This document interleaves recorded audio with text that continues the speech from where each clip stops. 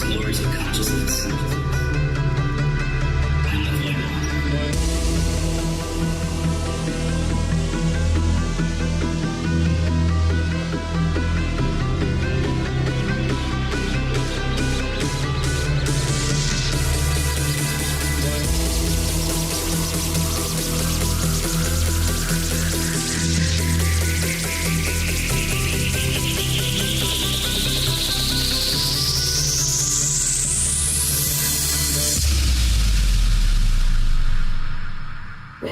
Welcome to Lighting the Void.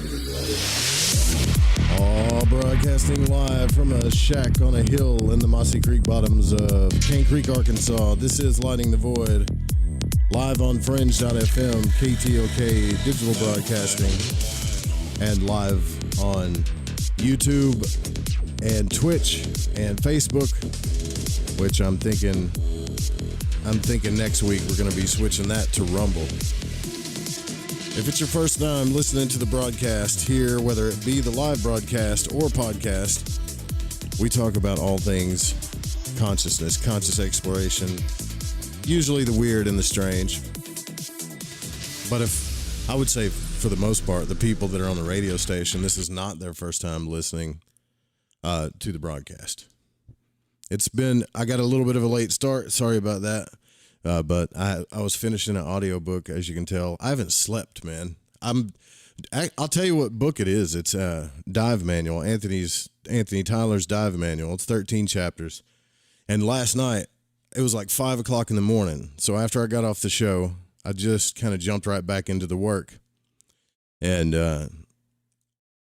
I got delirious because his book, and I'm sure I'll just wait till he comes on to talk about it, but his book is, I don't know if you guys have ever seen like Fear and Loathing in Las Vegas. So imagine Fear and Loathing in Las Vegas mixed with Pulp Fiction, mixed with the esoteric and mythology and psychedelics and a whole lot of deep intellectual understanding of just metaphysics and Carl Jung as a whole. It's a brain trip. And so there was this spot in this book, I actually saved a blooper of it, where I got this thing. I don't know what it's called when you just start laughing and you can't stop. It's like hysteria. It was like this big bulge or this big lump right in my laugh box. And there's this one line I just couldn't say. And I swear I laughed for like 30 or 40 minutes just trying to say it. And it was weird, like observing my brain, how I couldn't get out of this state for some reason. So, yeah. I also want to thank Jess for donating yesterday, and then somebody donated or bought something, right? And I cannot track down, this sounds really bad and I'm sorry, but I cannot track down where it came from, right? So I looked in the store, I looked in the donations, I looked in the Patreon. So what I'm saying is somebody needs to let me know if that was them so I can track this thing down and make sure that you get whatever it is you paid for, because it came from a Stripe account that I'm not sure I'm still connected to. Okay? Maybe I am. I'm lost in the works, but I appreciate your support. And the people that said hi yesterday, I feel so bad. My aunt said hi on Facebook. I didn't even see it because these things are like connected to this thing. It's connected to like 3 or 4 different chats. A friend of mine from high school said hi. I didn't see it. Somebody on Twitch came on and asked, how they could deal with a breakup. I didn't see that. So all I had to do was switch over to this little all section and I would have seen that. So I'm very sorry. I'll pay attention a little bit more. So I figured we would, and you could call in tonight too, anytime you want.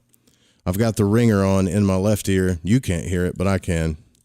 And anytime you want to call in and chime in on this thing that we're going over here, which is pretty much talking about narcissistic, it's hard to even say, narcissistic creator, God, space, Luciferian, matrix creator thingamajiggies. Mm-hmm. And I say it in that ridiculous manner because I'm having such a hard time following it. So last night when we got off the broadcast, We were reading chapters into narcissism. So Wes Penre gets in it and he's explaining narcissism, and I think the reason why he's doing it, because I think I gave the guy a little bit of a hard time last night, but I think the reason why he's doing it is so that people can fully understand his philosophy on where our origins came from, right? And again, all of this started as an investigation of us because we have a fellow void walker, or what's up, Myron Welch? Dude, that's really crazy when you see somebody that you used to hang out with in high school say, hey, Myron Welch, let me tell you a story about this guy. So in the 7th grade, I was 13 years old. And this is when I first met Myron. I'm going to tell your story, dude. And in the 7th grade, I was really pudgy. So I didn't do the whole bicycle thing and get in shape just yet. But in elementary school, I used to see all these kids in junior high carrying their football pads, and I thought they looked cool. So I wanted to play football. Plus, I grew up playing football in the yard and stuff, too. So we pad up. We go to tryouts. And I'm nervous as hell. And it's like the first time you've ever played tackle football, ever. So there is some pain that's about to be delivered, okay? And as a kid, when you're 12 or 13, the only kind of pain you're used to is any fights that you get in, maybe a few BB gun wars that you're not supposed to be having, lots of little fist fights here and there. But some of these guys, as you know, if you got kids, when you get around 12, 13, 14, some kids have grown, some haven't. And they have this thing in football called the Ring of Fire. You remember this, Myron? So they have this thing called the Ring.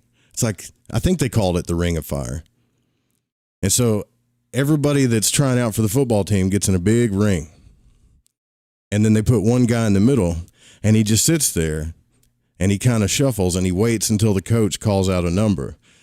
And when the coach calls out that number, you and that guy in the middle of the ring are to hit each other as hard as you possibly can.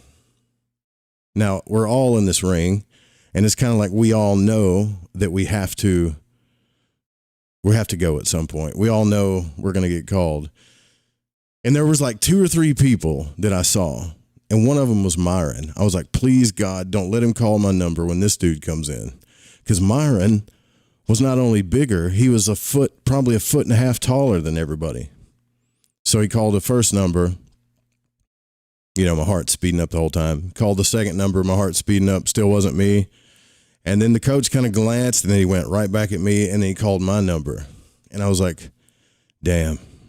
And that was the first time I ever got really... It was like my first really hard, impactful hit in football that I ever really experienced, other than yard ball, right? From some guy I didn't even know. And I never told Myron this, but I didn't sleep right for a week after that. You know, I acted all tough back then, but he knocked the living hell out of me. It's good to see you, brother. I hope you're doing well. Anyways, that was an old memory. I don't know when I saw his name. I think I have trauma from that. And then it just like every time I see his name, I feel that hit. All right. So back to the narcissistic creator god thingy majiggies. Just so you guys know too, and YouTube as well, because I'm being audited by YouTube to see if I can monetize the channel or not right now. I'm not endorsing any of these things. Like in this channel, we don't, I get opinionated sometimes, and so do the callers and listeners, but this channel does not endorse or believe or trying to push any certain narrative. We are simply exploring what some of these people are saying or writing books about or coming on the show about and seeing if what they're telling is the truth. That's it. That's all we're doing. I promise. Okay. So he's going to get into this, but he wants to explain narcissism just a little bit more. 501-777-5631. After a period of love bombing, the narcissist changes completely. He stops paying attention to his partner and might even stop having sex with her. I think we read that part. he starts neglecting her. And why is he telling this from a story of her? Like, I have a feeling he's the one that's been neglected, or he probably dated somebody that was abused by a narcissist and had to reap all that too.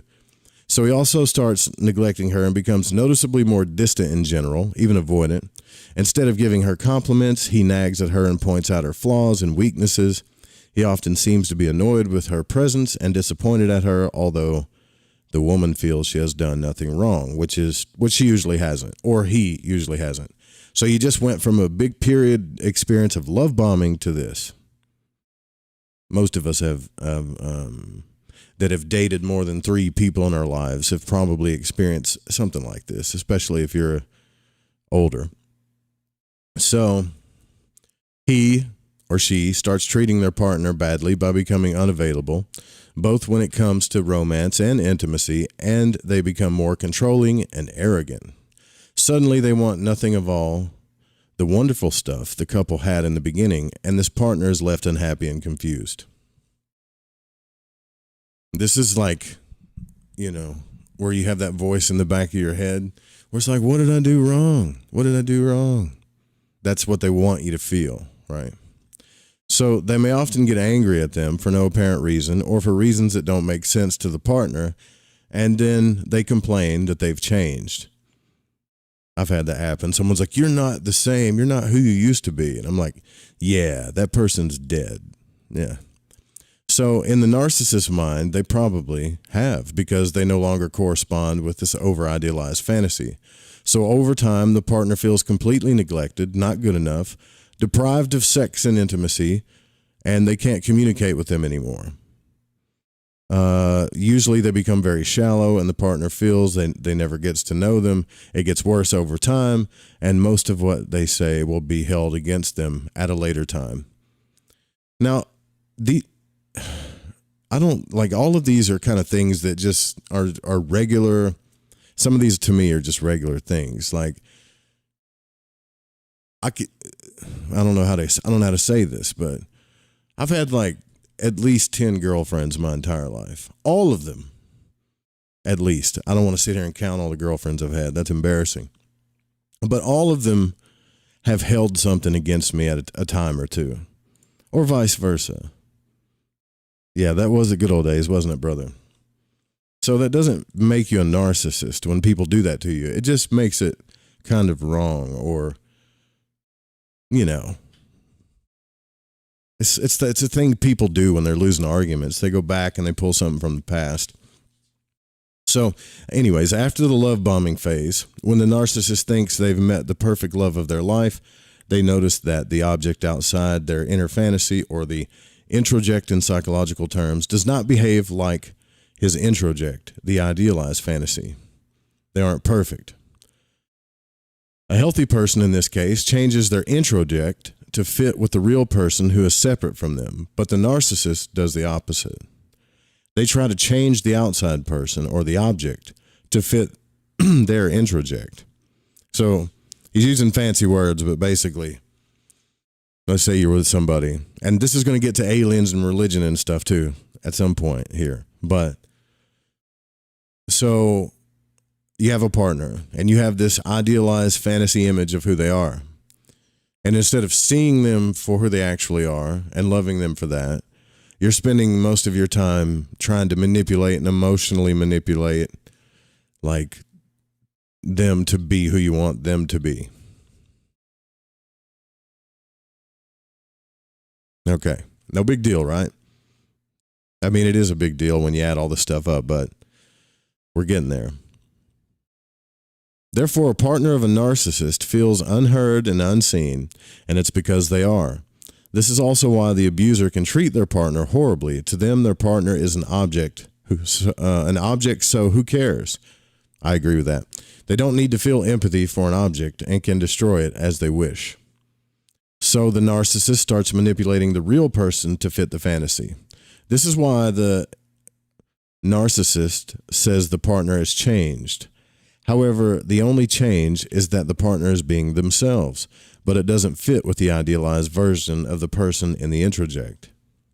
So if the partner must change, They must change the way the narcissist decides, and which coincides with their image. Why does he do that in this book? You're killing me, and you're killing the few people that listen to this show on the radio or on YouTube. Like, just say it once. Because he's like repeating. I already read that paragraph. Now he's saying it again. Is this like a typo? They also accuse their partner for something they have never done, although in the narcissist interject, the partner did it. Dude, that'll drive you crazy. Like when a person really believes that you've done something and you know you haven't, and no matter how much proof you show them, they're like, yeah. And then they go, well, I don't know. And then they start to, like, they really believe that you've done something bad to them. And you know you haven't. I fucking hate that. I hate that. No matter what you do, you show them, and it's like, no, here, like, this is what happened. Here's the proof. I'm not doing that. I don't know what else to tell you.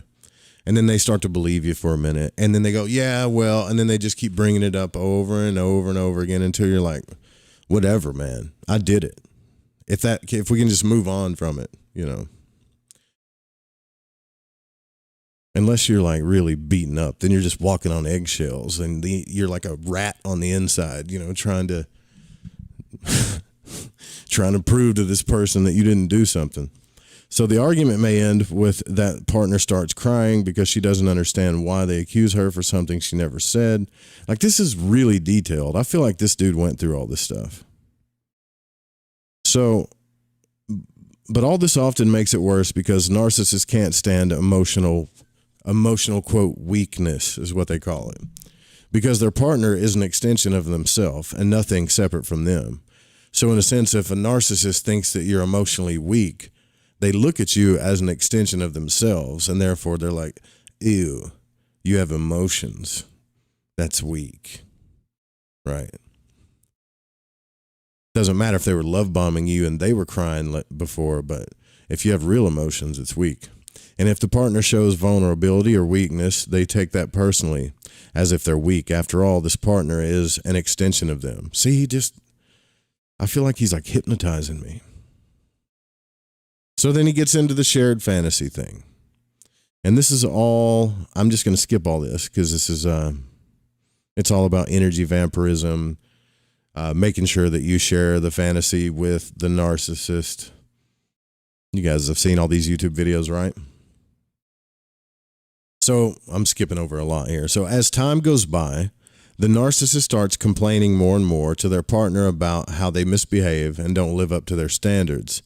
They feel more and more devaluated, and they lose all confidence in themselves, becoming chronically depressed and then they withdraw from everybody, and then they get isolated. And this is because the empath has put their entire heart into this other person. So, which is your fault too. You've put your whole life and all of your visions and everything into another person, which I think a lot of us have been guilty of. And now you're out there. You're just out there blowing like a sheet in the wind. So instead of changing their behavior, they blame things on someone else, and thus he feels better because now it's no longer his or her fault. He has no empathy for the harm he did to his partner during the process, and he forgets about it all and moves on. That's another thing. They can do the worst crap to you in the world, but they just don't want to talk about it. They don't want to just move on. Water under the bridge. In psychology, this is called the devaluation phase, and it continues for a while. Then at one point, they get discarded. They either become unfaithful with other partners, or they simply discard them, throw them out, or want a divorce. Then they start a new relationship, and this exact pattern repeats itself again and again and again throughout their entire life. And so somebody asked yesterday, and I even got an email about this too. I heard you say Billy Goating and what's up, Joe? That's my barber. I heard you say Billy Goating and monkey branching. So you guys really don't know what that is, what Billy Goating and monkey branching is? This is where you've been socially engineered to believe by the prince and princess governments that are trying to program you to buy up the world so they get rich. So you've been programmed to believe that the billy goat is always looking for the grass that's greener on another hill. That's a pretty easy metaphor, right? And then the monkey brancher will stay in a relationship and not let go of this one until they're secure in another one. So they're doing sneaky shit the whole time. So look at the branches like, if you look at the branches like monkeys, or like let's say it's a guy and two girls, right? One girl he's with, another girl he's thinking about being with. They got all their supply from this one.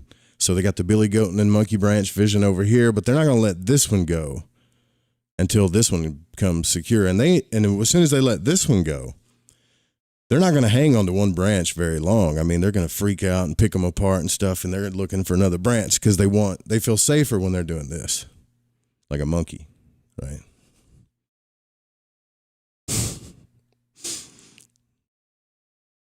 Now you know. Was that you that asked?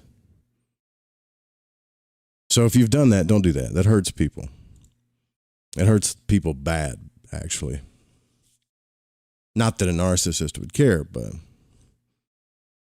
So let's get to the aliens, man. We understand narcissism.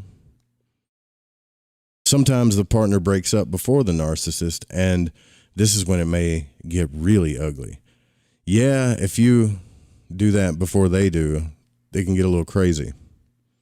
They get furious, and then they get an injury, a narcissistic injury, which is actually a psychological term, and they stalk the partner and rage out on the phone, telling them what a slut or what a whore they are, or how inadequate and ugly they are, and how happy they are that you left, and all this other stuff, which we all do to a certain extent, like if we're mad and we break up. But if it becomes like, you know, if you've had a bad breakup, right? But if it becomes where it's like just blowing someone up or really threatening them and stuff like that, it gets stupid. Okay, so then the next part is grandiosity as a coping mechanism.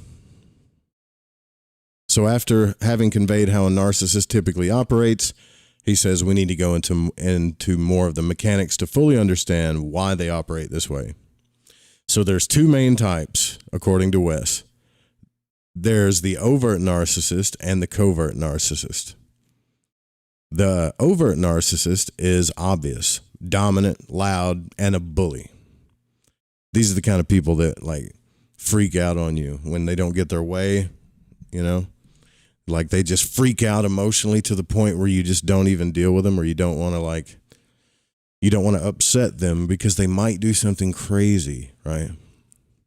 I call it entertainment. I say upset them. Let them go crazy and throw a little fit. It's the best thing you can do. Then, so now we can all recognize him or her because they are so obvious. They need no further explanation in the context of this book. The second type of narcissism is much more difficult to detect and is the covert narcissist, which is the type I have been referring to in this chapter. They operate under the radar, and they often put a facade outside the family as Mr. or Mrs. Nice Guy or Nice Girl, and sometimes as a philanthropist, always willing to help everybody, and often going out of their way to be considered an extraordinarily good person. And you'll hear them say it too. I'm a good person. I'm a good person. Like are you a good person? My sister says you're not a good person. So it's all about everybody's image of if they're good or bad. It doesn't really matter what people are really actually doing behind closed doors. It's the image, you know. Often people think he or she is very special, doing more for others than anyone else they have met. So, however, this is just the narcissist's false self, their masquerade, so people think they're a good person, when inside, he hates himself. By being perceived as good, he also hides what is happening behind locked doors inside their relationship. If a partner starts talking about how badly her husband treats her, Few are those who would believe her, and they will think something is wrong with her instead. Nagging about such a wonderful man, this will isolate the victim, who can't express herself and tell others about her abusive relationship, because people think she is the crazy one. Man, I don't know. Like, most of you guys, to me, are a good judge of character. Like, aren't you? Even if, I mean, most of you, I know most of you. What's up, Word Salad? Hazy One. I didn't say hi. Kent. Jess. Did I miss anybody? Wesley. So most of us are a good judge of character. We're not all stupid. This is what I wonder about this guy, right? Like, even if someone comes out and is super nice, like, I would say if you're at least like 25 or older, you know not to like trust everything you see. And then I'm just trying to give you an example, okay? So if I know somebody and they're sweet and nice all the time, number one, that's a bit of a red flag for me. I'm just saying, even if you're just naturally that way, which is cool, I'm going to have a harder time trusting you than most other people, because you're just trying to be everybody's buddy, which to me kind of, and it's actually probably a good thing, but I have a hang up about it. So whatever. But to me, it's like, well, do you even stand for anything? Well, whatever. So let's say that person that we're observing is in a relationship, and then their partner comes out and they're like, oh, this person does this behind scenes and is abusing me and blah, blah, blah, blah, blah. And you actually cared about both of them. I think most of us wouldn't just go, you're crazy. That's the nicest person that I've ever met in my life. They wouldn't be doing that. At least I hope not. You know, like if you're stuck in that situation, you need to find some new friends, for real. I don't care how manipulative someone is. If you can't go out into the open and say, no, this person is really this way, and no one believes you, you need to find a whole new set of people to hang around with. Because at the very least, people should be concerned. They shouldn't just jump to conclusions, but, you know, I would hear anybody out that said that. Call me stupid. All right, so I'm skipping past pages of this stuff. Like, we've seen all this on YouTube. I'm trying to get to how this blends in with the aliens here. So he's digging even deeper into the mindset of a narcissist, something extremely necessary if we want to understand Inky. Here we go. Inky, who we will discuss in the next chapter. So earlier in this chapter, we discussed the important 2 periods in a child's life: when they need to separate from their mother to become a healthy adult individual. It happens in 2 stages. The time around 6 and 18 months old, and during adolescence. If the separation does not happen, we will have a narcissist. So this dude's telling me that everybody that doesn't separate from their mom between 6 and 18 months old, and when they're a teenager, those are all just narcissists, whose main driving force in life is to separate from the mother or motherly caregiver from their childhood.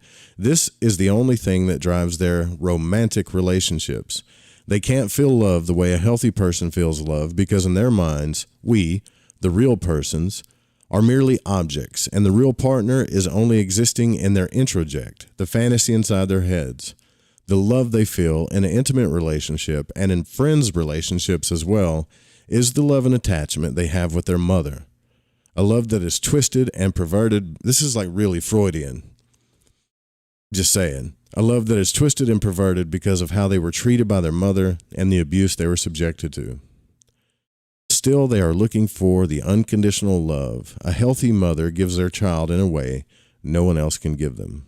Maybe that's why all my relationships haven't worked, because, I mean, I only knew my mom a couple times when I was a kid. I don't remember anything. My grandmother and my aunts raised me, and they were roops. So these weren't like the most feminine women on the planet. They weren't there to tell you how special of a boy you were. They kicked your ass. Might be why I've struggled in relationships, you know, because I don't go around thinking I'm someone's special boy, or I just need that, you know. Sorry. And this guy's not taking into account all the people that have had like really terrible mothers. Not all mothers are great, Some people were born into mothers that barely did, worse than my case. Like they actually had moms, but they were terrible towards them. So what are those, anti-narcissists? I mean, I just don't believe in categorizing people like this way. Everybody has like complicated conditions, that have a vast variety of not just parental stuff, but several things. You've got sisters and brothers and relationships and all kinds of other factors. It can't just be about this. So this is what the narcissist and their partner experience in the love bombing phase of the relationship. So I guess they start feeling motherly love. It's this incomparable motherly love. This is so synchronistic. The partner feels it, and because all people, to a lesser or greater degree, have mother issues, everybody. So you got mommy issues, you just don't know it, according to Wes. Which also will be obvious in the next chapter. The partner of a narcissist feels more validated by the narcissist than they have ever felt validated by anyone before, including their real mother, who of course was not perfect, even if she was not a narcissist. Perhaps for the first time in their life, the partner feels validated, secure, safe, seen, heard, and important. The narcissist puts her on a pedestal, just like the children do their mothers. To him, she's a goddess. Come on. The last time I even thought a girl was a goddess or even had that kind of feeling, I think I was like, 14 something.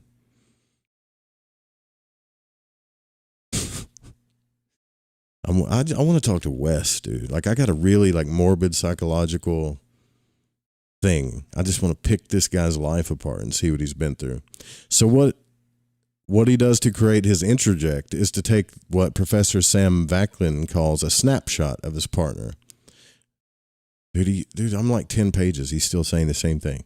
This means he creates a full picture of the partner in his mind, the way he wants her to be, both physically and emotionally. So he studies her, finds the motherly traits in her, and photoshops the rest inside his mind to make it fit into his introject. And there he has his mama. He becomes the child who unconditionally loves his mother as an infant and a toddler. Dude, this does make a lot of sense, though. Because if you've ever seen, like dudes that beat women, if you just back up and watch them, I'm not saying, no offense if you're watching and you've ever, some woman started beating you and then you punched her to get her off of you or something, or you caught her cheating and you flipped out and busted her in the head. I'm not saying those are the exact same cases, but for the most part, what I've seen when men are doing, when they, they're freaking out, pushing women, choking them, or they actually start punching them or things like that. If you back up and watch it, it's like a toddler throwing a fit. It really is. Mommy doesn't think I'm special kind of thing. And I'm angry.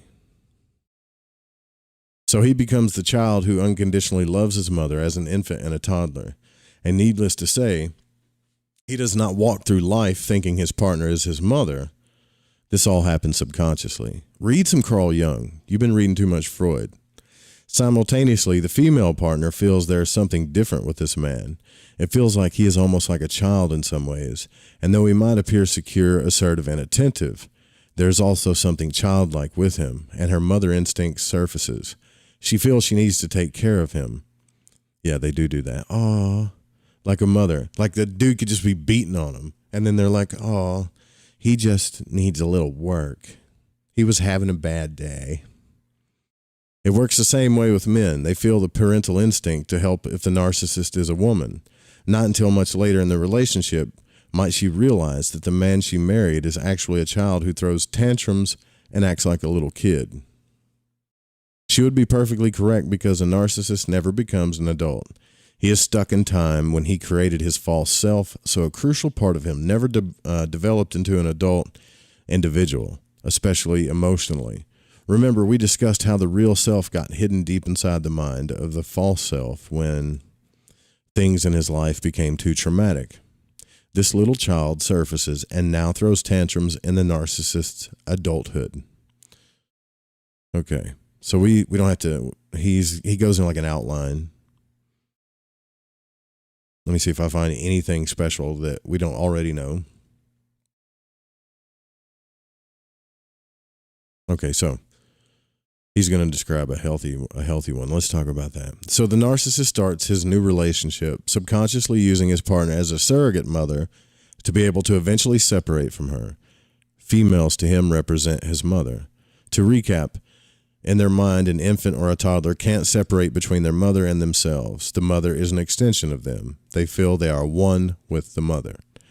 2. The age of 6 to 18 months, the child devalues the mother.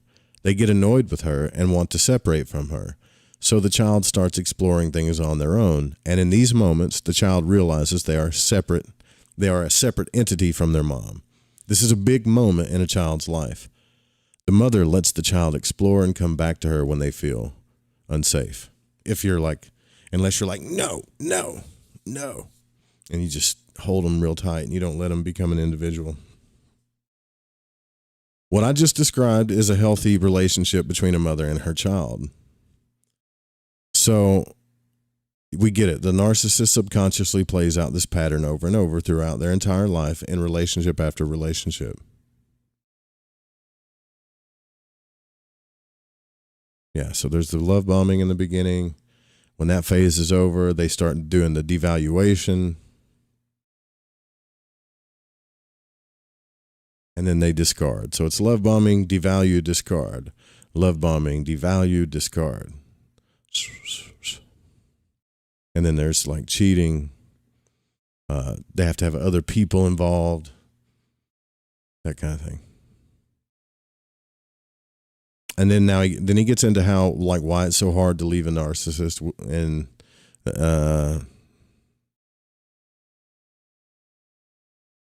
what draws a person to a narcissist. So why are people drawn to narcissists?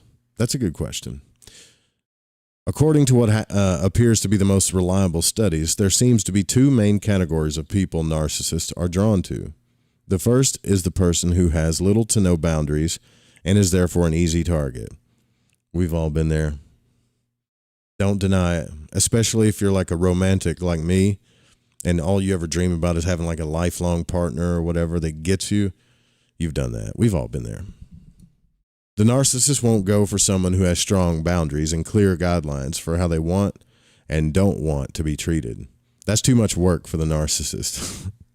They're too much work. They don't want to be lied to or cheated on, and they want someone who's honest. That's just too much work. Those are high standards. The other type of person is simply a person who he subconsciously feels could act as a surrogate mother, and usually these 2 personalities overlap. I can't help but laugh at some of this, man. Because like everybody knows somebody like this that is, hey, Karma, what's up, Karma? Dennis, you're saying young to death, a whole year of lessons. One of my friends has been married 5 times. All the wives hated me. Why'd they hate you? Because you called them on their shit? Knowing you, Dennis, they probably hated you because you called them on their crap and told them the truth. And then you would probably say to your friends, like, why are you putting up with this?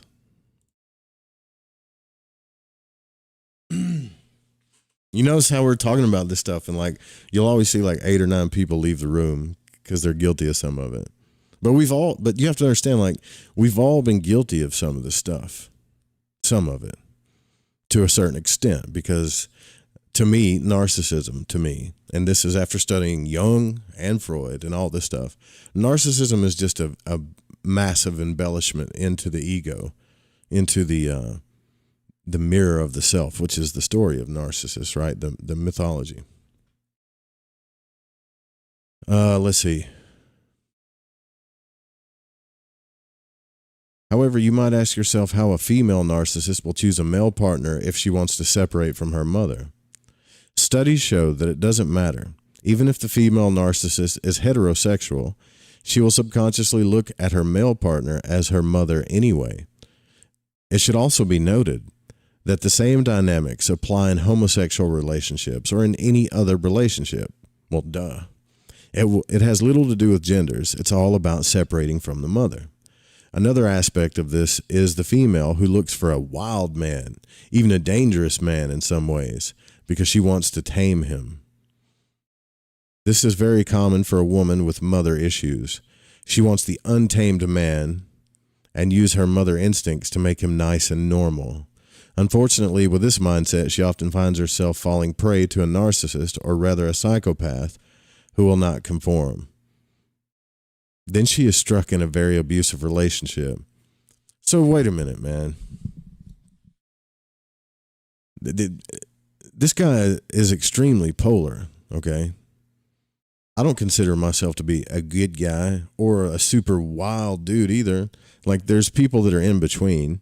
And you know damn good as well as I do, as soon as the woman makes a man normal and they fit him into a box, they get bored with him. They just do eventually. It's safe and everything, but certain aspects they get bored with. It's not, oh, he's a wild. See, this is where this guy gets me. He's like, well, they're a wild man, so they must be a narcissist and very abusive. No, they're just wild. Where in all this does the father come into the picture? Apparently he's nowhere. Daddy's gone. In the past, it was assumed that a mother or a father could create a narcissistic child if the parent was very abusive. This is shown to be incorrect. A narcissist is always created from not having been allowed by the mother to separate from her in his or her toddler stage. You already said that, dude. All right, let's get it. So we understand. So now we understand narcissists. So how does this apply to religion and aliens? So Professor Sam Vankin tells us how we adopt the narcissist mind and basically become the way the narcissist wants us to be, corresponding to their interject. This will, of course, not happen instantly, but over time in an intimate or friend relationship. Most of us have heard and thrown about the quote from Carlos Castaneda on how the gods gave us their minds. I have mentioned this on several occasions in my writings, and we will dig deeper into this. The most baffling thing is that this quote must be taken literally, which I think will be obvious after you are done with this book. I now want to get to the most important part, which is how we adopt the narcissist's mind. If you want a more expanded explanation of how this works, read about the professor. Okay. Now he finally says, forgive me if I become repetitive here, but this is so important and needs to sink in. No, we get it. I'm just waiting for the aliens, man. The voices in our heads, what are they? So we all have these voices and we all listen to them at times. I'm talking about the voices in our heads, or what some people even in psychology call the devil on the shoulder. They are voices that are often derogatory, telling us we're not good enough, we're ugly, no one loves us, we're unlikable, we're boring, we're not a good person, etc. It's again a very long list, and the list differs slightly from person to person. Some voices can also seem positive and encourage us to do something, but if we follow through, the result is usually not in our favor. So where do these voices come from? In many people's minds, they are never quiet and always there. I again must refer to the professor of psychology, Sam Vaknin, whose research in the field of psychology has been groundbreaking over the last few decades. Okay, I'm going to skip over everything he repeats about narcissism. So is it possible to get rid of these voices? Yes, hypothetically. But it's not necessary in order to live a productive and happy life, away from intrusive and abusive people in our environment.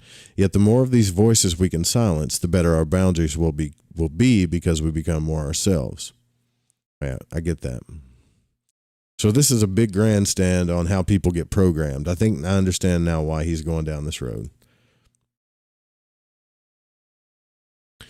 So he's going to get into inside the archangel's mind. And this is a quote from Carlos Castaneda. They gave us their mind. Do you hear me? The predators give us their mind, which becomes our mind. The predator's mind is baroque, contradictory, morose, filled with the fear of being discovered any minute now. I know that even though you have never suffered hunger, you have food anxiety, which is none other than the anxiety of the predator, who fears that any moment now its maneuver is going to be uncovered and food is going to be denied. Through the mind, which after all is their mind, the predators inject into the lives of human beings whatever is convenient for them, and they ensure in this manner a degree of security to act as a buffer against their fear. Carlos Castaneda, Active Slide of Infinity. So once we get away from abuse, he says, and even when we let go of our personal narcissists and are on the mend, 99.9% of us are still codependent to God. And this is what usually happens. Once people heal, they leave. They finally get rid of all the nasty people and nasty voices barking about how bad they are in their heads, or how they're not good enough, or how whatever. And then they go to God, whether or not we are religious. So we know that in the Christian religion, we're taught to fear God, which is interesting. Why would we fear our Creator? Is he dangerous? Why does he have a chosen people? Aren't believers who are dedicated to God supposed to go to paradise one day? So apparently we must fear God in our earthly existence to get to paradise, and there everything will be bliss. Upon that, we need to worship him and praise him because apparently he needs attention and admiration in large quantities, and he is a self-proclaimed jealous God, which means there must be gods other than him or he couldn't be jealous. I think, like, are you talking about like a toddler that gets mad when mommy doesn't love them? Moreover, religious people who worship the jealous God forget one thing. God is jealous of us. So why is God supposedly superior to us, jealous of his own creation? If you're Christian, I'm just reading this book. I'm not even trying to auto-hypno-suggest this thing. I'm picking it apart. That's all I'm doing for the listener's sake. So indeed, the worshipers of the God of the Old Testament of the Bible have many reasons to fear him. Let's take a few examples. God told Abraham to sacrifice his son to show his dedication to this God. With a heavy heart, the father was just about to behead his son on an altar of worship when God intervened and said he could spare his son because Abraham now had showed him that he praised the true God and worshiped him. Another example is the Battle of Jericho when God ordered Joshua to invade Jericho and kill everybody inside, including women and children. Why? Because God said they were all evil. Oh, really? And why must an almighty God order humans of flesh and blood to kill for him? If this cruel God must punish some of his creation, why doesn't he do it himself? The third example is just in general. Why is God turning man against another man? A big part of the Old Testament is about the wars between different peoples, and God continuously interferes with human affairs to divide and conquer. And obviously, he is also a very bloodthirsty God. He likes blood, pain, suffering, and death. I don't know. There's more context to all those stories, but I'm kind of with you. I read this book called, and I recommend it in some of the other videos, the mystery videos that I do, called A History of God by Karen Armstrong. And you'll get to come to know where some of these God names that are in the Old Testament, when you actually translate them correctly back to Hebrew, where these names come from. And these names come from ancient Canaanite gods, basically. Just like Jehovah came from a Canaanite god, and so did Baal. And the reason why Jehovah became the one and only God is because Jehovah battled Baal. And it was like a Hogwarts wizard battle that happened back in the old days against these desert people. And when they invoked Jehovah, lightning struck. So that could have been a mere coincidence or whatever, but that's why Jehovah trumped Baal in that scenario. So when it comes to Lush or our soul energy, it doesn't even matter if people love or hate him. He feeds from both. And since ancient times, there have been houses of reverence around the world where people can worship God. It doesn't matter whom you say God is, because ultimately all the gods worshipped on this planet are ultimately one and the same. Archangel Uriel, for example, he takes all the Lush. Even if you are a Wiccan, a witch, for example, Wiccans worship Pan, who is Enki. It's worth pointing out that these house of gods often have steeples or towers sticking up from the building. These are simply antennas, and they help directing the soul energy emanating from the worshipers inside the building, sucked up by God himself and the unseen realm. Some might say that Jehovah only requires that people sacrifice lambs, not humans, which is, of course, not true. Just take the Jericho example again. I would suggest we ponder on this. If we jump ahead to the New Testament, Yeshua, or Jesus, is the Lion of Judah, and we are his lambs. Are we not? Is it then such a stretch to think that the lambs people sacrificed to the Old Testament, God in ancient times, is just a metaphor for humans? It could be a stretch, but you're still assuming some stuff when you say that. So then if we look at many other cultures, it's not different. Go back to the Incas and the Aztecs. They also worshipped a god who needed blood sacrifices, human sacrifices. We don't need to be geniuses to connect the dots here. So it must be noted that human sacrifice is just as much an issue in today's world as it was in yester times. It's still done among tribes in different parts of the world and in the first and second world countries. And he's right about that. That shit's still happening in certain places in the world. It's just not in mainstream news, even though it's disgusting and terrible. It's awful. It is done inside so-called satanic cults and among the elites and their secret societies. So why does this almighty God need so much blood? Well, we've covered that already. The soul is the bloodstream in the cells, and God Almighty needs a lot of soul energy because he can't retrieve it from anywhere else. He is stripped of his creative abilities, disconnected from the universal elements. He has a soul, which is fire, but he can't fill up his reservoir on his own. He needs others so he can suck in more energy or he will destruct. So he takes it from us. You know, we got to go take the radio station break, but sometimes I wonder if this guy's been watching like too much Dragon Ball Z too, you know? Brian says religious addiction is bad as it gets for toxicity. Yeah, but all is one. I agree, Kent Martin. But you know how he's talking like these gods are like Dragon Ball Z characters. So they take up these people's souls and they become empowered, and that's all they really care about. And they just need everyone's worship and everybody to die or love, but no in between, which is kind of funny because there is a verse that says, you are neither hot nor cold, so I will spew you out of my mouth. Like, make up your mind, hate me or love me, because I can't really energize from you if you're in the middle.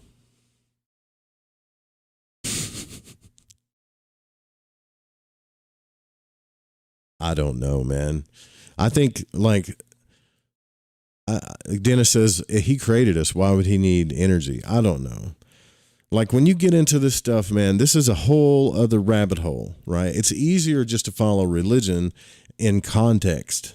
Honestly, it's easier to follow orthodoxy and religion in context and make sense of it than sometimes trying to follow these, I wouldn't even say Gnostic ideas of archonic matrix systems, you know, like even the Gnostics who explain this stuff, they did it in a good way when all these, Dead Sea Scrolls came out and all the Gnostic texts came out. You could still understand how all this happened, but it's like all of a sudden the lizard people thing came out. Now it's now we're inside of a simulation that's inside of another simulation that's inside of Orion, the universe, and these 3 or 4 people are the same person, and they're slipping each other Mickeys like we were talking about last night.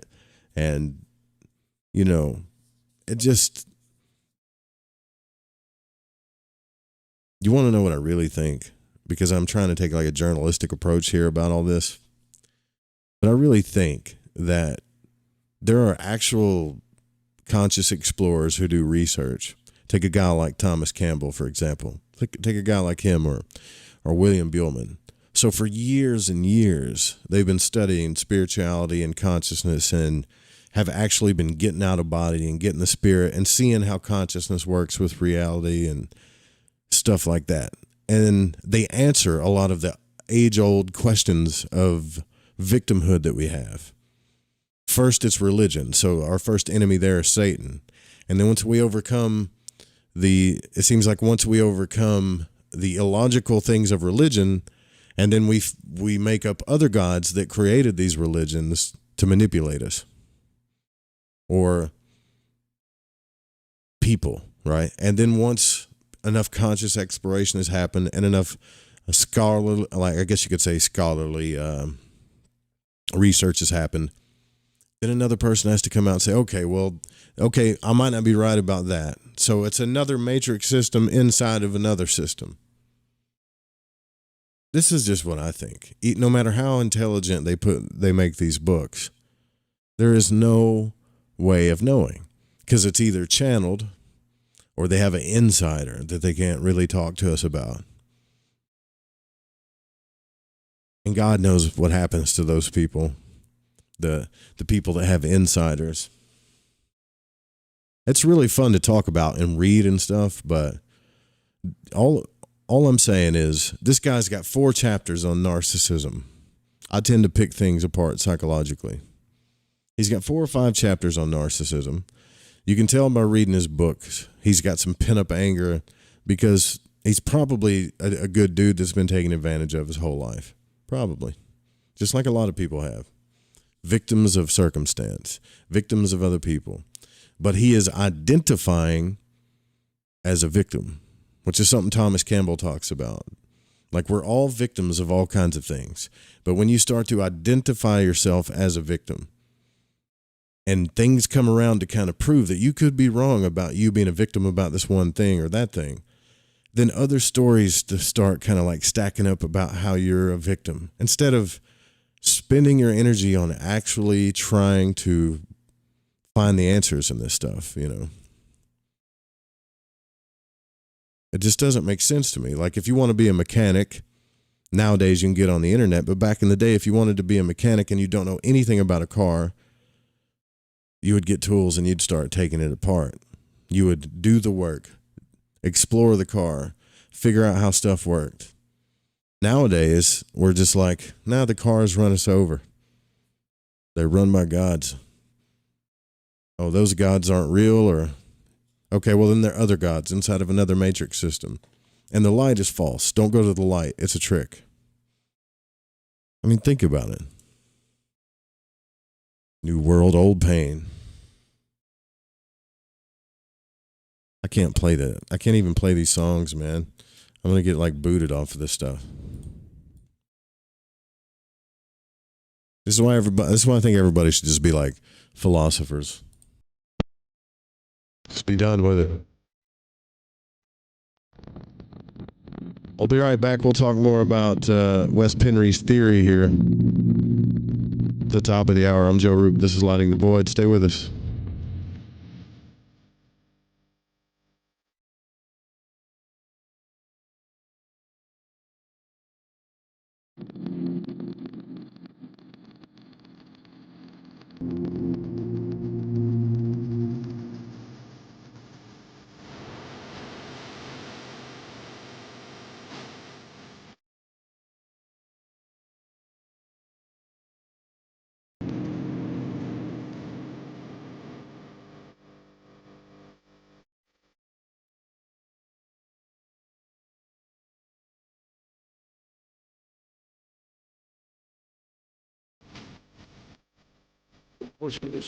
Brought to you by Mutex, the all-new 5-cup cross your udder bra for full-figured cows. Bumper stickers are a fun side hustle with low-cost investment that has built-in advertising to attract local customers in parking lots, rallies, gatherings, conventions, venues, and more. You could potentially sell these bumper stickers on consignment to local businesses, tattoo parlors, head shops, or any other independently owned store that might gear toward the fringe. Bumper stickers are great gift-giving ideas for friends and family. Also, a way to wake up your fellow travelers on the path without having to waste energy in tiresome debates. No car? No problem. Bumper stickers will stick to just about anything with a semi-smooth surface. Go to www.justbsme.com and get your bumper stickers today. 1 in 3 adults has prediabetes. 1 in 3. That means it could be you, your football buddy, your football buddy, or you, your best man, your worst man, you, your dog walker, your cat jogger. While 1 in 3 adults has prediabetes, with early diagnosis, prediabetes can be reversed. Take the risk test at doihaveprediabetes.org. That's doihaveprediabetes.org. Wait, did they just say 1 in 3 adults has prediabetes? That's 33.33333% of adults. That means it could be me, my boss, or my boss's boss, or me, my favorite sister, or my other sister. That's 7 members of my 21-person romantic book club. Wait, the 1 in 3 could be me, my karaoke partner Carol, or my karaoke enemy Jeff. I'm going to take the risk test at doihaveprediabetes.org. Brought to you by the Ad Council and its Prediabetes Awareness Partners. Please help us with the answers. Have you ever wondered, what do the stars say for me? Or, will the next month or the next year be more favorable? How about, are our 2 signs compatible? Each month, at the new moon, you can ask these questions live with me, your astrologer psychic, Mary DeCina, along with host of Lighting the Void, Joe Root. Join us at the new moon for Cosmic Conditions. We look forward to working with your energy. Every new moon at 7 p.m. Pacific, 10 p.m. Eastern, right here on Fringe FM. The Fringe FM isn't just a radio station. We also provide services for all your audio production needs. If you are interested in live radio or pre-recorded podcasts, we're here to help. We even do audio enhancements and voiceovers if needed. If you want to do a podcast or live radio show and even want the option to syndicate on terrestrial radio, from simple audio file enhancement to live production and call screening, we have you covered. We have worked with some of the best professionals in the business in order to provide coaching instruction for content creation, show structure, and more. Contact The Fringe Digital Media for more at info@thefringe.fm. That's info@thefringe.fm, or call 501-777-5631 for a consultation. Do you want to know the truth? Are UFOs real?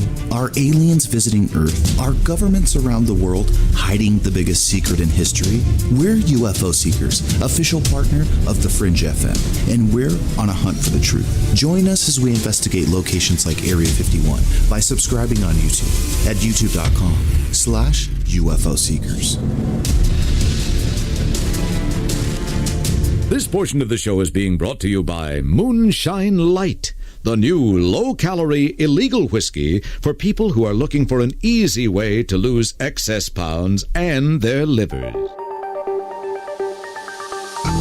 You're listening to Lighting the Void Radio.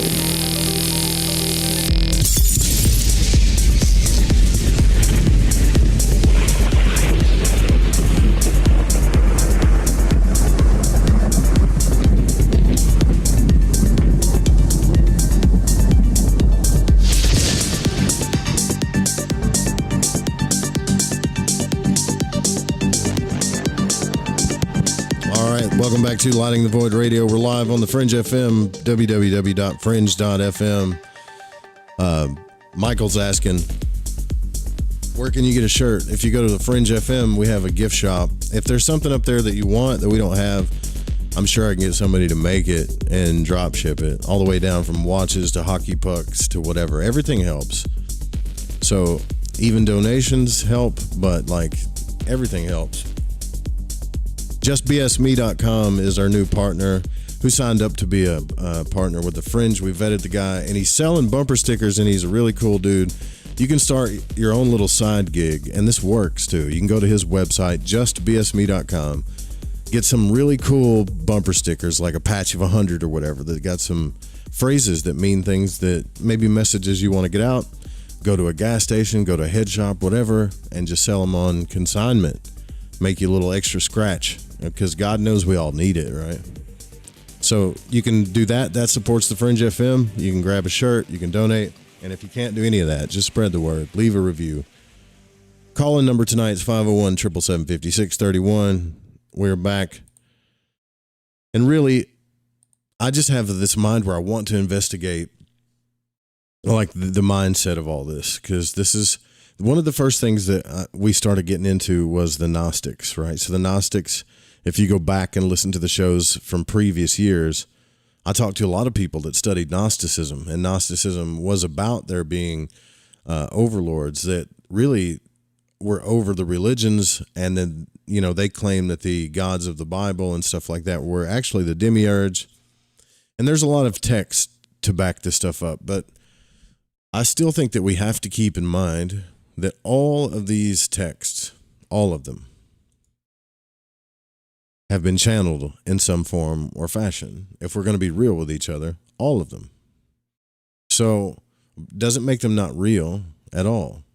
Just like when a person has an experience with spirit, you can't just say that's not real because you don't know if that's real or not. But, so what I'm saying is we're past the point of looking at physical proof, because the more physical proof we find through archaeology and things like that, there honestly seems to be some sort.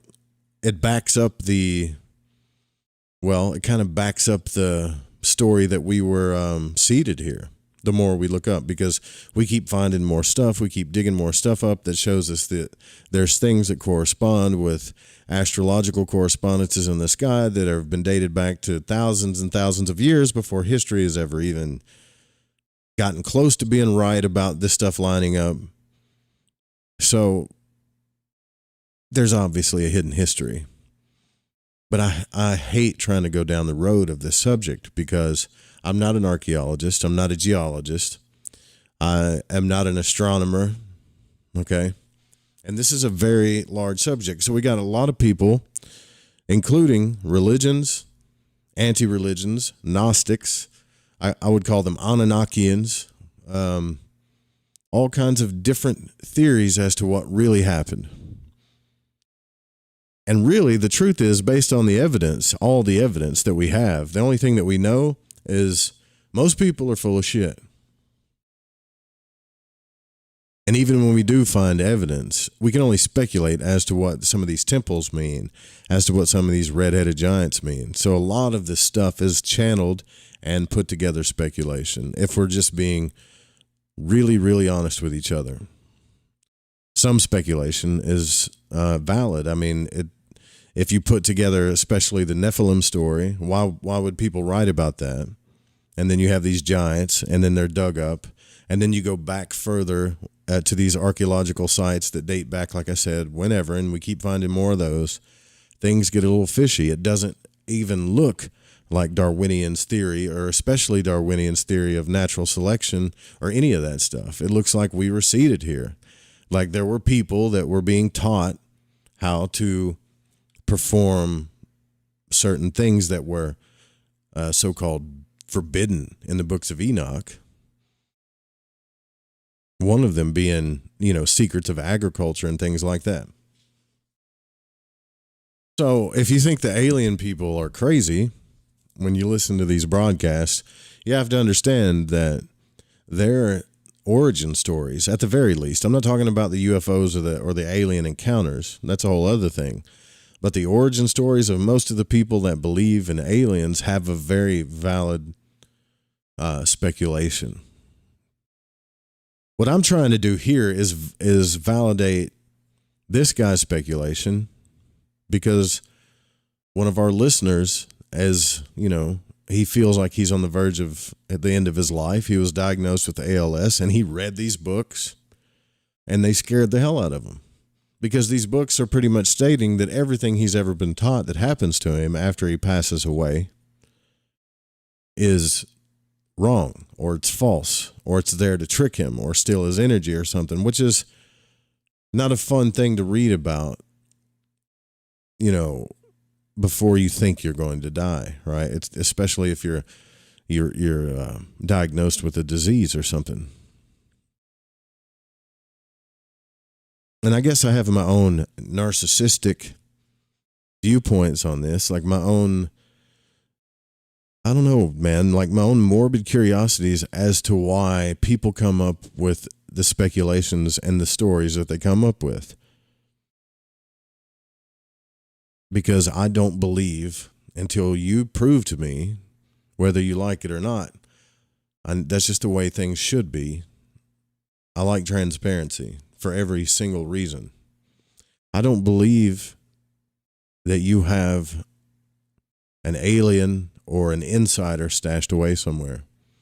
I believe this is a whole lot of intelligent speculation that you put together based upon all of your research and facts. And some of it may be true. Some things in here may be true.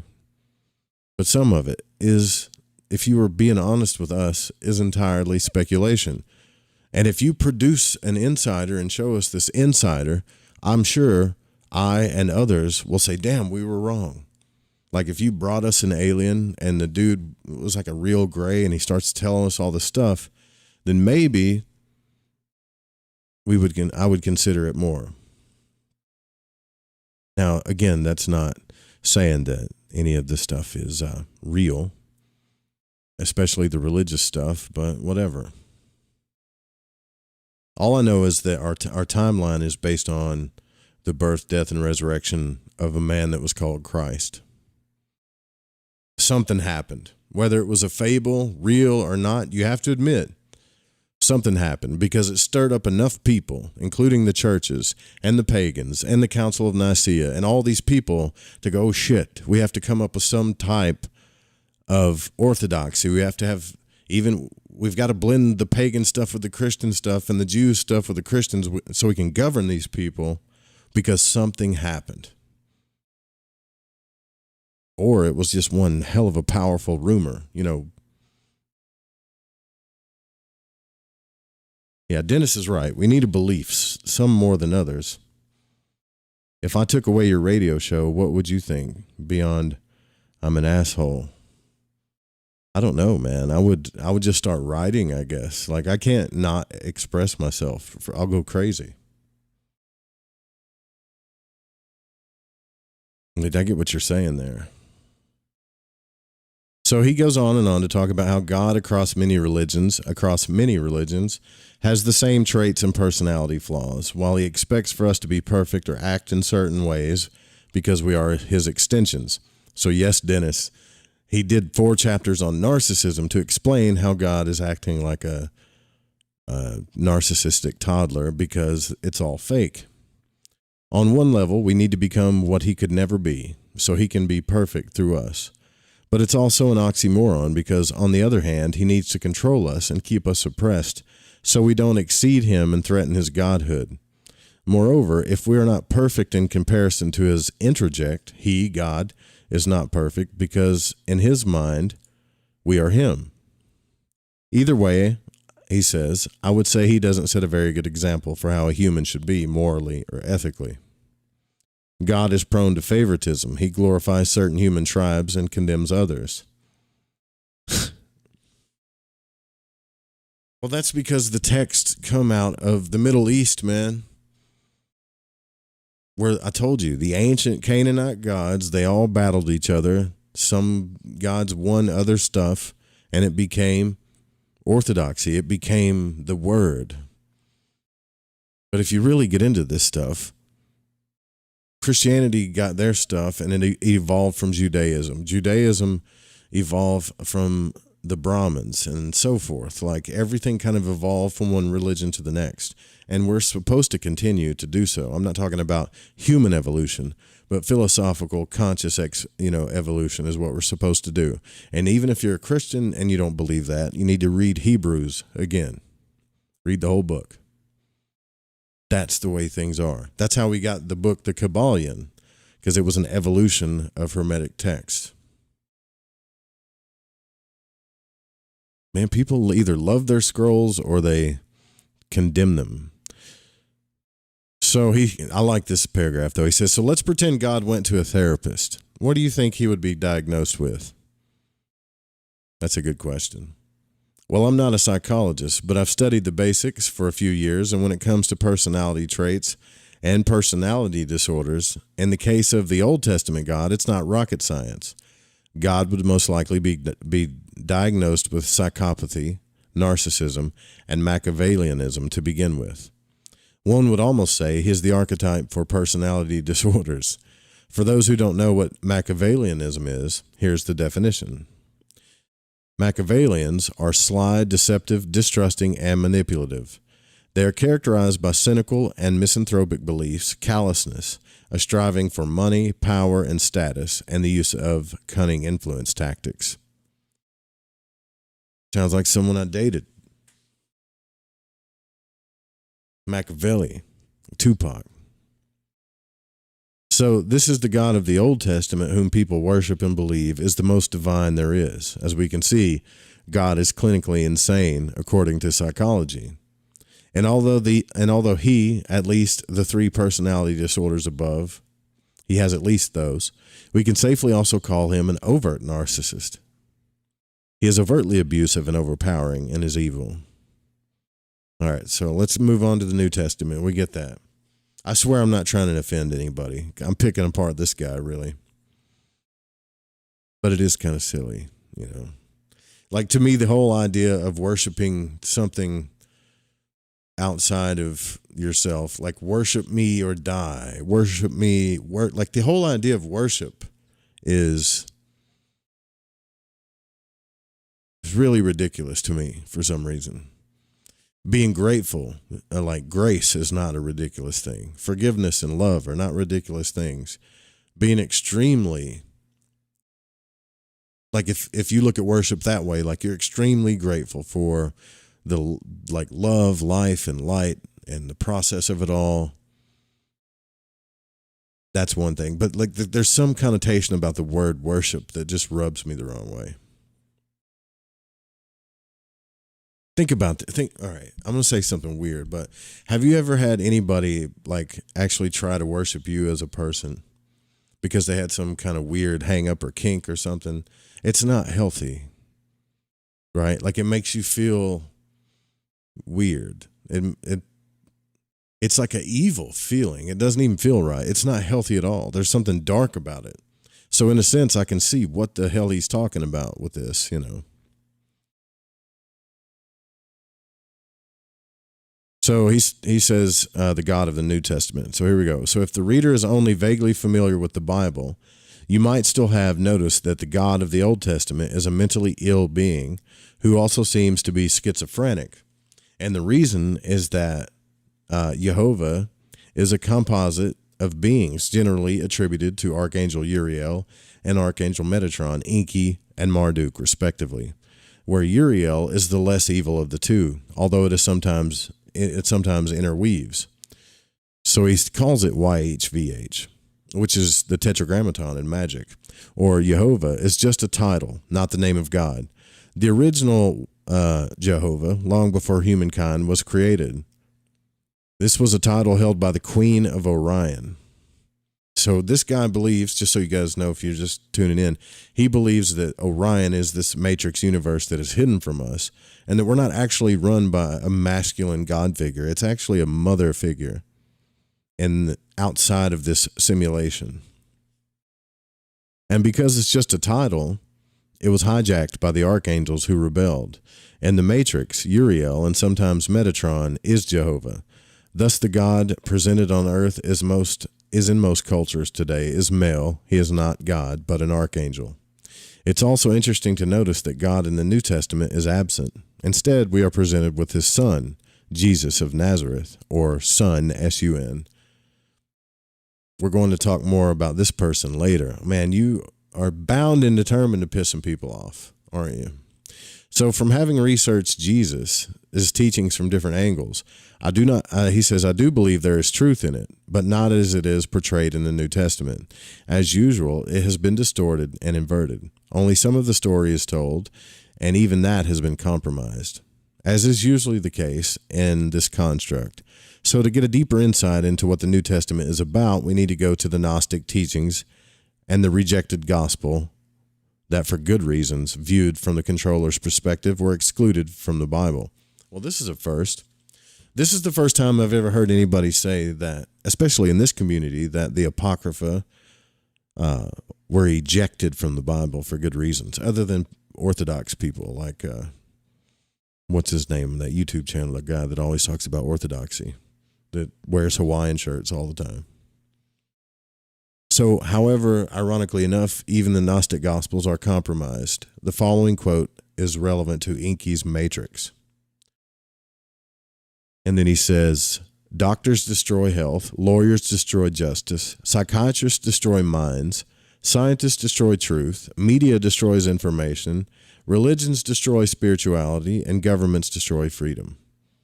Michael Effner. Everything is inverted. We can almost always count on it. Everything is backwards. Reverse it and you'll get it right. It's cleverly done. Teach us the opposite from the truth, and the truth will seem ridiculous and crazy. I will not go into Gnosticism to any great extent in this book because that's a vast subject all by itself, but I have read many but not all of the Nag Hammadi texts, and although there are lots of truths in them, they still point in an erroneous directions toward the male god, Archangel Uriel, aka Enki. The elite and their minions can teach us a lot of truths if they wish, and the truth will attract followers. Then all they need to do is to invert the important parts, so the God of the universe is still Uriel, and the followers give their power to him. In the New Testament, God is no longer an overt narcissist, like in the Old Testament. Now he has become a covert narcissist, which means he is shy and hides, but is still grandiose and controlling.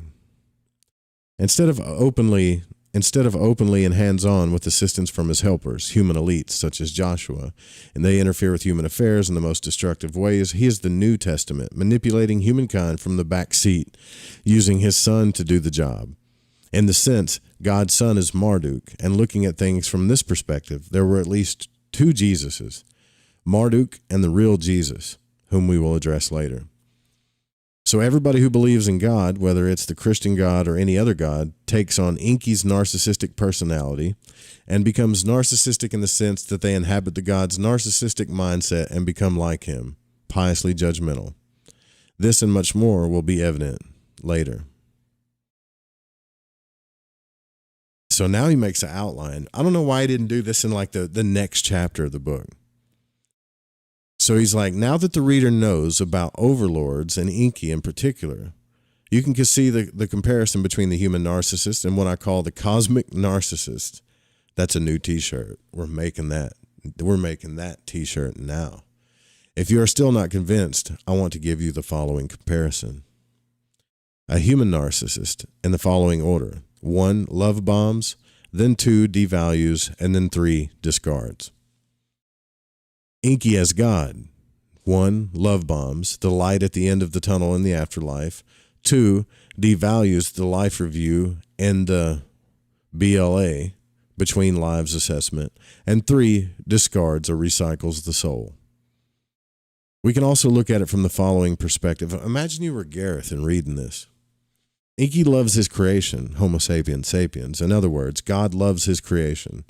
This is not only written in the Bible, but it's also written in ancient texts such as those of the Sumerians and Babylonians. This has fooled so many people over the millennia, thinking God Enki is a good God and the God of love and righteousness. In his own narcissistic manner, he does love humankind, but only from a selfish perspective, as extensions of himself. We must adjust to this, to his introject his fantasy, his imagination.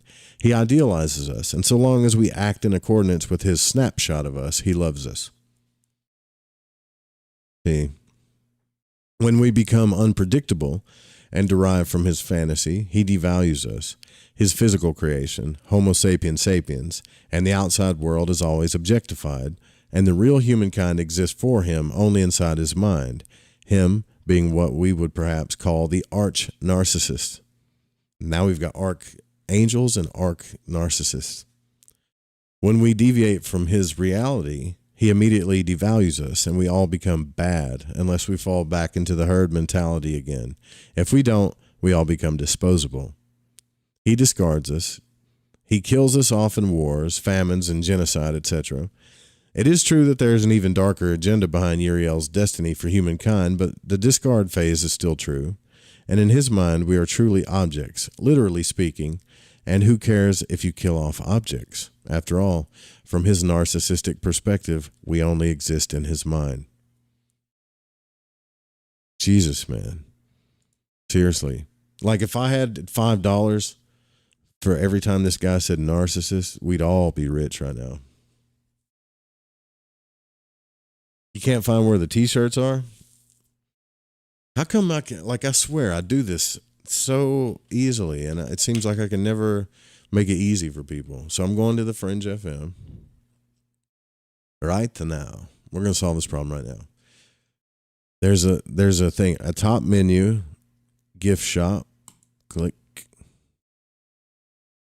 Let's see. What is going on?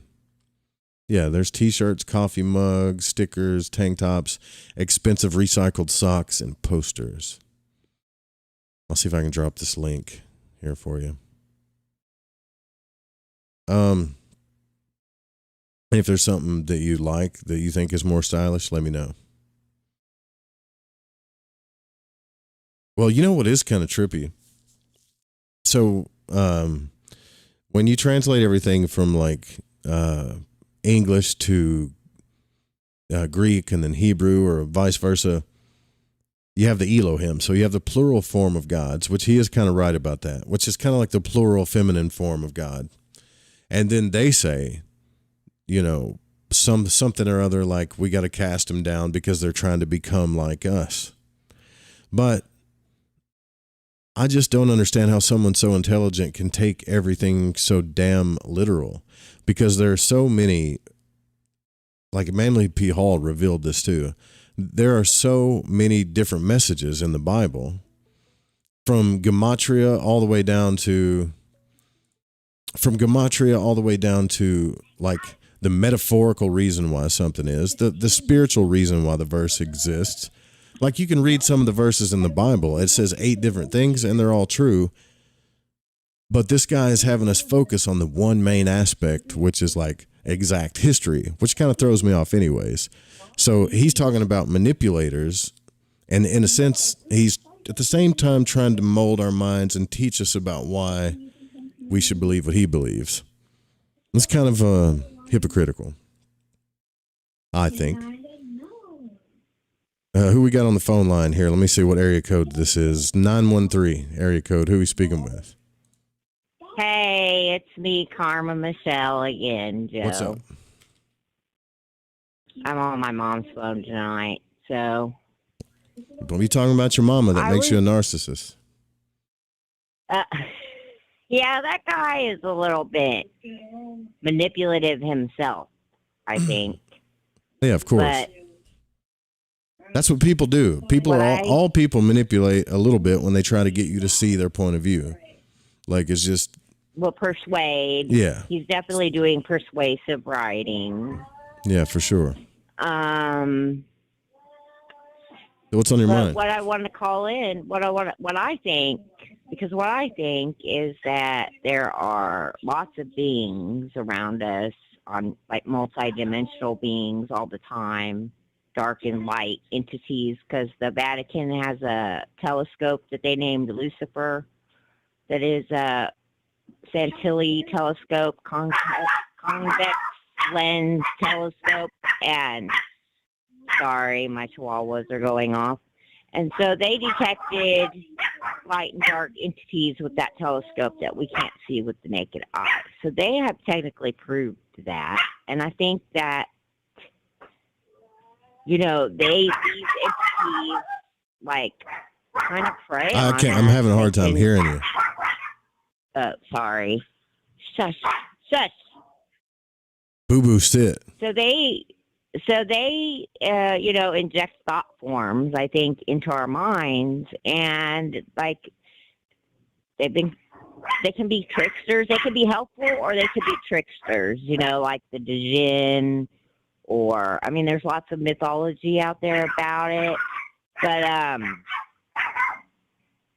so I think that some of these people that are doing this channeling, that's why I don't always trust channeling myself, because you just never know, you know, like who you're talking to. And I think a lot of times they lie. I think that's why, you know, evil always loses in the end, right? Because they're, you know, evil people listen to liars, lying entities that say they're going to give them power and always trick them in the end. So we have that kind of mythology that goes way back too. And I say, just say for your friend, like, because I think I found you in the first place from Michael Tsarian. I think you did an interview with him or something along that line. Maybe. I don't remember.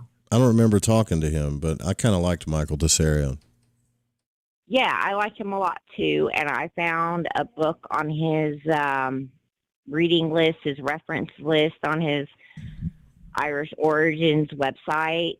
And because this is an extensive list, but through Mind Unveiled channel, I found this book that I think your friend should probably read and would be helpful for your friend, because it's called Irish Wisdom in the Bible and in the Pyramids, and it's by Connor McDarry. And he definitely answers a lot of questions I think that people have had for a long time, and that we get, like, I think these entities purposely, or these tricksters purposely obfuscate, you know? Obfuscate, yeah. Like, yeah, on purpose, you know? Like, that's part of, like, our condition and our, like, our challenge of humanity is to be able to be aware of these predators that we have that we can't necessarily see with the naked eye. Right. Well, it's an interesting thought. So, interesting thought. So you think that that they implant stuff into our minds, in a sense, like thought forms? Yeah, they're called thought forms. I have Dr. Jerry Marzinski that I follow on YouTube. He's really awesome, and he's done a lot of field work. You know, he's a Do you think they're implanting thought forms in the mind of your dogs? They're angry. I don't know. I don't know if they, like I said, if you check out Dr. Jerry Marzinski, he's awesome, and he talks a lot about them, and just with all of this stuff that has come to light since 2016 with the cultists that we are actually dealing with in our world that go back thousands of years, you know, with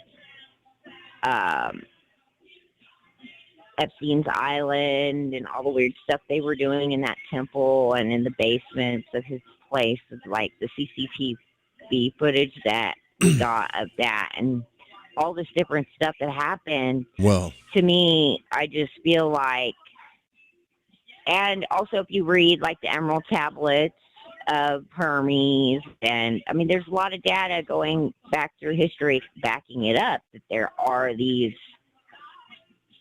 kind of multi-dimensional entities that we can't necessarily see with the naked eye unless we have like the right frequency or whatever to reveal them, you know. And I think that's there. how these cultists, they're definitely there. And I think these cultists, you just got to learn how to get out of body, utilizing them. Yeah, it's not a thing that, the problem is people don't do conscious exploration. This has been my whole thing from the very start of the show. People have been taught to be afraid of all forms of conscious exploration. That includes mysticism, magic, psychedelics, meditation, hypnotism, the hypnagogic state, everything that we can do so that we can do what they talk about in these texts when the spirit leaves the body, or whether I was in or out of the body, I do not know. All the stuff where we all have these capabilities to go see the stuff for ourselves, right? And I've seen this stuff, some of it. And once you see it, you can't really unsee it. So, yeah, I mean, they're just trying to keep us from, I don't know if there's someone actually trying to keep us from it, but there's definitely a fear agenda going on for sure. I think we're definitely dealing with cultists. I don't think H.P. Lovecraft was writing fiction anymore at all. With everything that's come out with WikiLeaks and everything, like, they're definitely doing weird crap. And that's how the cultists, you know, can mind control people, is with these thought forms, only because they are aware of them. And that's why they keep it all hidden from us, you know, so that they do have the advantage. Because we could use it for our benefit as well. It's not just like you know what I'm saying? Like, if we knew, I mean, that's what the whole Solomon story, King Solomon story, is all about. What, using entities for your benefit? Yeah. Maybe. That's an interesting point of view. Pretty good food for thought. But we've been taught to be scared of it and be afraid of it, right? To keep us away from this inner knowledge. Even Jesus taught that, if and this is in the Gnostic, non-commodity text, the Apocrypha of John, I think, or Thomas, one of them. If you use what is within you will save you. But if you don't use what is within you, what is within you will destroy you. That's right. Yeah. So that's really how I think the bloodline ruling families have been able to maintain their power. Yeah. And I do think they've been utilizing our biological and spiritual essences to achieve their own immortality. I do think that's been happening. Right on. Well, thanks for the call, Karma. So, yeah, and I think your friend would really benefit from Connor McDarty's book. It would put a lot into perspective for him and help empower him for his journey, because I don't think death is the end either. It's just another beginning, and he has a lot he can know about himself and tap into himself. That he doesn't have to be afraid. Well, that's really helpful, and I know that he watches all these shows, so he's hearing you right now. He just watches it afterwards, but thank you so much for calling. Appreciate that. Yeah, no problem. Thank you for listening. You're welcome. And I love your good show. Night, Karma. Again. Okay, you too. Bye. Thank you. Bye-bye. Yeah, well, I mean, she's right. From my experience, she is right that, we should do this stuff ourselves, man. This all goes down to the fundamentals of the 2-in-1, which isn't really a mystery. In fact, there are no hidden mysteries at all. None of the stuff that you want, that if you wanted to learn it, like the mysteries of the Bible or the mysteries of the Sphinx and how it's in the New Testament, and what the lion, the ox, and the eagle and the man that they talk about in the New Testament actually represent. And what all this stuff, it's not hidden if you actually go search for it. It was put there that way. It was designed that way. There are hidden things in these texts. So this is where I get tossed up when you have guys say, well, the whole Bible is about this misogynistic, narcissistic creator God who does this and that. And if you're actually reading as like literal history, I could see where you're coming from, and some people do. But there are texts in that book that have 7 different interpretations. And I'm talking about alchemical, astrological, biological, gematria, right? All these different schools that are hidden in these verses. But even then, you don't even have to go decipher the Bible codes to find this stuff. Like, there are texts that talk about what true energetic alchemy is, like the different levels of alchemy, the different levels of energetic transmutation, from the spirit to the soul to the psyche to our energetic bodies, actually. There's all kinds of it's like it's not hidden anymore. And it really wasn't hidden back then. It's just you've been afraid to seek it out. And I think a lot of it is because orthodoxy has told you to. Now, let me give you a quick example of why I understand secrecy to begin with. Because I don't like secrets by no means whatsoever. I don't like secrets. I think it's stupid, but I also wouldn't leave a loaded gun out on a bed for a baby to grab, which is kind of a bad analogy until I saw this video the other day. So this is usually what happens. And this happens to a lot of girls too. And I saw this on a video. So a person gets inspired and intrigued by the mysteries, which is why they're called mysteries. They're supposed to inspire and intrigue you. If you get into them for means of more power over others, or whatever your reasons are, usually it's some form of power because you feel powerless in your life. But once you start getting into them, you start realizing that, oh, this isn't really about controlling other people. This is about the self, the transpersonal, transmuting the self in all different ways. And this is going to be like actual spiritual work. Well, this girl's going around on YouTube telling people that she got into hermetics, she got into the Golden Dawn, she followed a guy, which is always what happens. Some guy inspires them and they think they can learn from them. Then they follow the guy. And what ends up happening to her is she gets addicted to drugs, deeper addiction to drugs.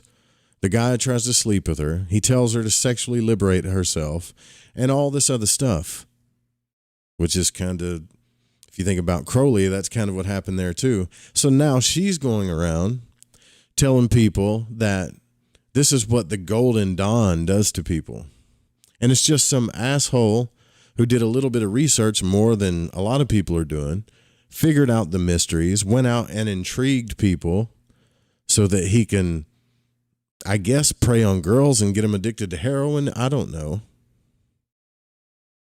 But this happens in the church. This happens in companies. This happens in all types of societies.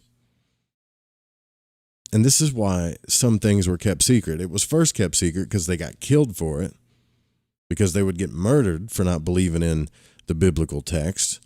And then as time goes on, you have people that learn this stuff, like they get into the higher stages of alchemy and they learn about the fires of the body, not just the chemical laboratory, not just psychology, not just spirituality, but they learn about the energetic fires of the body, and they get into the sexual mysteries, which is weird to me. It doesn't even talk about the food, like that laboratory and all the different energetic centers. They just go straight to the sexual fire.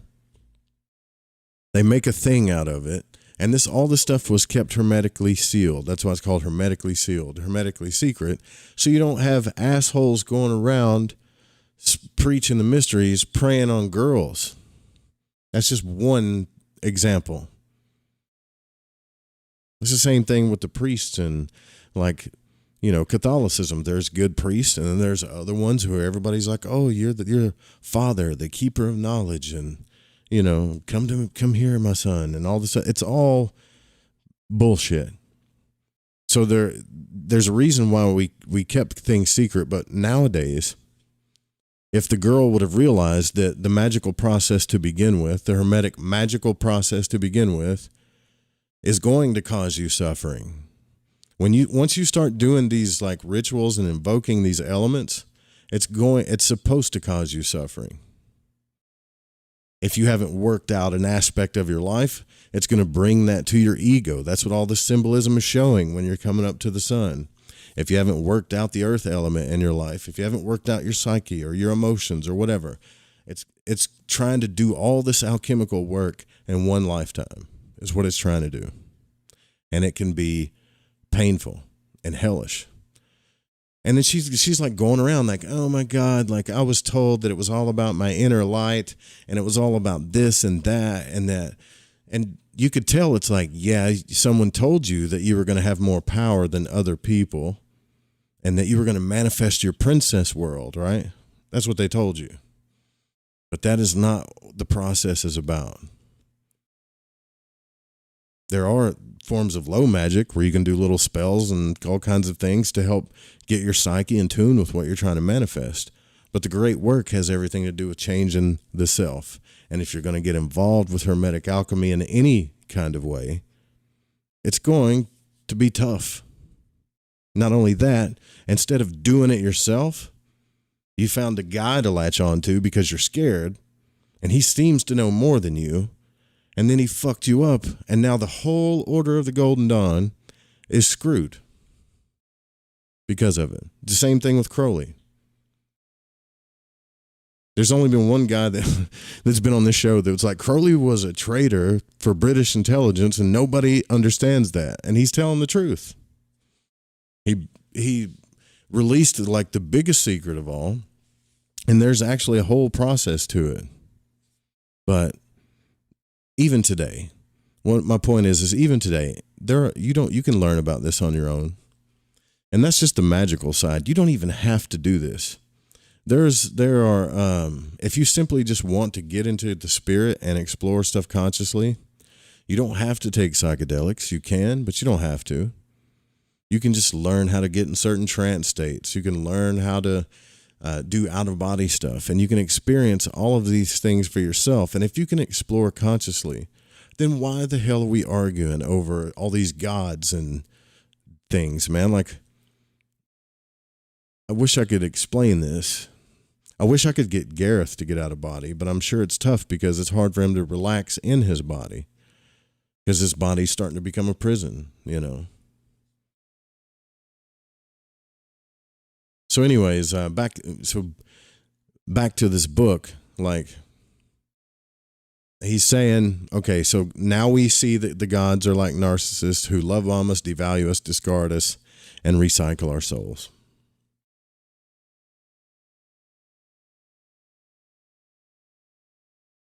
It is one thing that I will say that's interesting about what this guy's talking about is the cosmic mother, which I find this all too synchronistic. Because the audio book that I'm working on called The Dive Manual by Anthony Tyler, I just finished it, and the whole book is about coming in contact with the Divine Mother, working out the anima, the feminine side of yourself. And if you study Carl Jung or any psychology, and if you go through any of this Hermetic stuff, you'll understand some of these bigger mysteries because that's what we're essentially doing. So all this crap that he's talking about, mothers and narcissists and stuff, all of this is the anima, the aspect of ourselves that are trying to come in contact with the Divine Mother, that divine motherly love. So there is absolutely nothing wrong, number one, for every one of us to feel a pull towards a divine feminine unconditional love. None whatsoever. It's built within us. But we also have the animus, which is the Father, the Divine Father. These two great energy forces, this Alpha and Omega, that have created everything. That when it comes together, creates physical things and universes and babies, and this energy creates all things on every kind of different level. So there's nothing wrong with us feeling this way. What he is correct about is that we are the ones that mess each other up. It's like perpetuating this genetic ancestral thing that we're just trying to heal from constantly. So we're screwing each other up because we're trying to find unconditional love in other people, which is very hard to find because we all have our own ideas about it and we all have our own innate feelings as to what it is that's already inside of us. This is why when people fall in love and they come together, let's say they fall in love for the first time and these two energies come together, they're so powerful, they touch our souls and our emotions and all kinds of things. And this is why, either people get screwed up and deeply hurt, which he's right about in relationships, or it's usually from our parents, then relationships, or it kind of works itself out in a healthy way. But it's all up to us, man. Like he's sitting back blaming God for all the suffering in the world. But if we look at God as like an existential energy that is simply just doing what it's supposed to do, not this separate entity that's supposed to hold us under its bosom, but a loving energy that we're supposed to learn about, that we're co-creating with together, then all of this shit and all the suffering in the world is our fault, not God's. No matter what stories or nursery rhymes we tell each other, we're creating this place. And how do we know that we get recycled, by the way? How do we know that souls don't go back into consciousness? Because we really don't for a fact. How do we know that souls don't go back into consciousness and then they say, you know what? Love and life and everything about that creation was amazing. And I want to experience sentience on that physical level again. I want to reincarnate again. It's all perspective, I think, There are happy people on the earth. I just don't find a lot of happy people in this community because let's be honest, a lot of us have been abused. We've abused and been abused. We've hurt each other, and we got to stop it. Instead of writing books and looking for someone else to blame or another god or another archon or another, we need to get creating and get to loving, damn it. I'm sorry. I've just been doing this for so long. Like, it gets repetitive.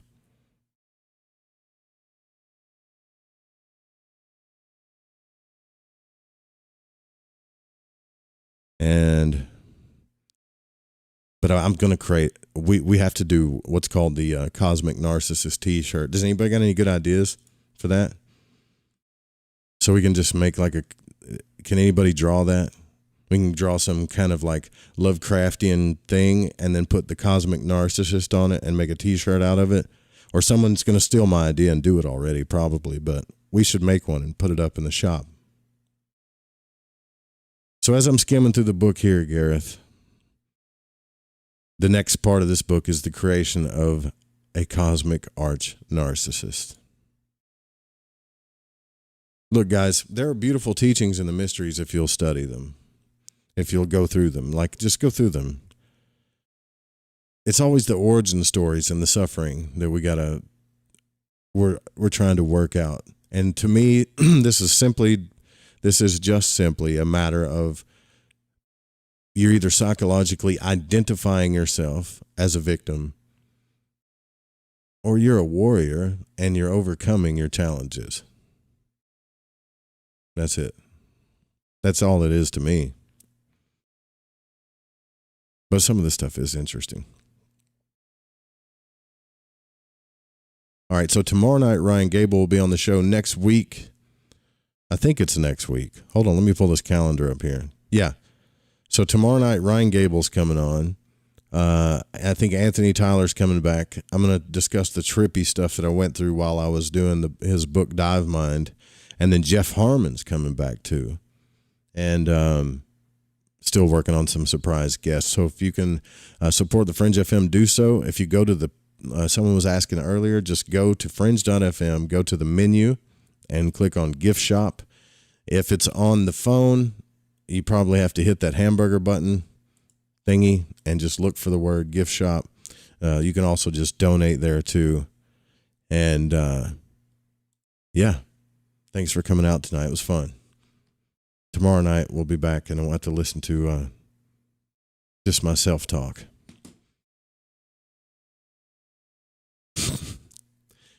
Freaky shit sometimes. Yeah, the Cthulhu Narcissist shirt. That would be a good one. For sure.